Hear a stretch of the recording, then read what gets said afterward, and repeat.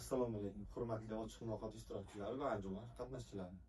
Bugungi ochiq muloqotimizda sizlarga shuni aytib bermoqchimanki, Mikrokredit bank ATB Sirdaryo viloyati hududiy boshqarmasi tomonidan 2025-yil 10 oy davomida amalga oshirilgan, ya'ni bunda aholi bandligini ta'minlash va daromadini oshirish bo'yicha ma'lumotlar berib o'tilmoqda. Bunda Mikrokredit bank ATB Sirdaryo viloyati hududiy boshqarmasi tomonidan 2025-yil 10 oy davomida jami 5060 nafar fuqarolar doimiy ishga joylashtirildi.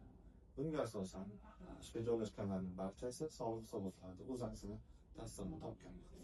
2025-yil ushbu davr mobaynida 5674 nafar fuqarolar tadbirkorlikka jalb qilish orqali ishga joylashtirilgan. Bunda tadbirkorlikka jalb qilishga asosan kredit mablag'laridan foydalangan holda o'z biznesini yangidan tashkil qilayotgan tadbirkorlar soni yanada ko'paymoqda.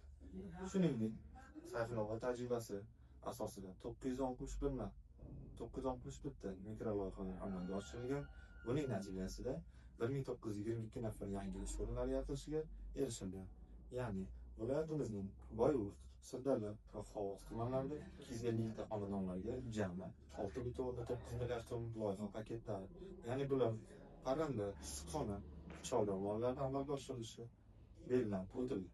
Bundan tashqari, aholi bandligini ta'minlash maqsadida kichik biznesni qo'llab-quvvatlash, ya'ni biznesga birinchi qadam yoki mening mahallam loyihasi asosida kredit mahsulotlari ajratilgan.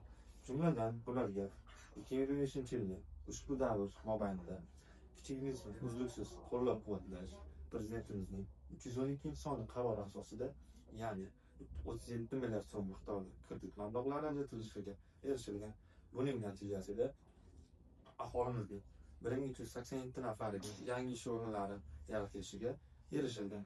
2025-yilning 10 oy davomida biznesga birinchi qadam va mahalla biznes loyihalari asosida 9,5 milliard so'm miqdorida kredit mablag'lari ajratildi. Buning natijasida, ya'ni aholimizning 528 nafar yangi ish o'rinlari yaratilishiga, ya'ni o'z-o'zini band qilishlariga imkoniyat yaratilgan. 2025-yilning 10 oy davomida mening mahallam loyihasi asosida 41,8 milliard so'mlik kredit mablag'lari ajratilishiga erishilgan. Buning natijasida aholimizning 982 nafar yangi ish o'rinlari yaratilishiga erishilgan. Shuningdek, bu ish tajribasi asosida tadbirkorlar bilan 90 ta uchrashuvlar amalga oshirilib bo'lib o'tgan va buning natijasida tadbirkorlar yaratgan loyihalar asosida 384 nafar fuqarolarning o'z-o'zidan band qilishlari, ya'ni ishga joylashishlariga imkoniyat yaratildi.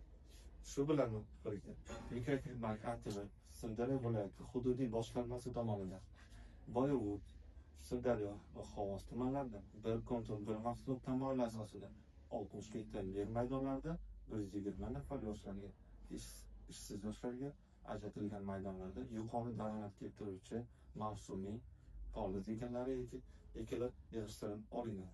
Har bir yoshlar, ya'ni 55 million so'mgacha qo'shimcha daromad olishiga erishildi. Aholi bandligini ta'minlash borasida amalga oshirgan ishlarimiz shulardan iborat. E'tiboringizni so'radim.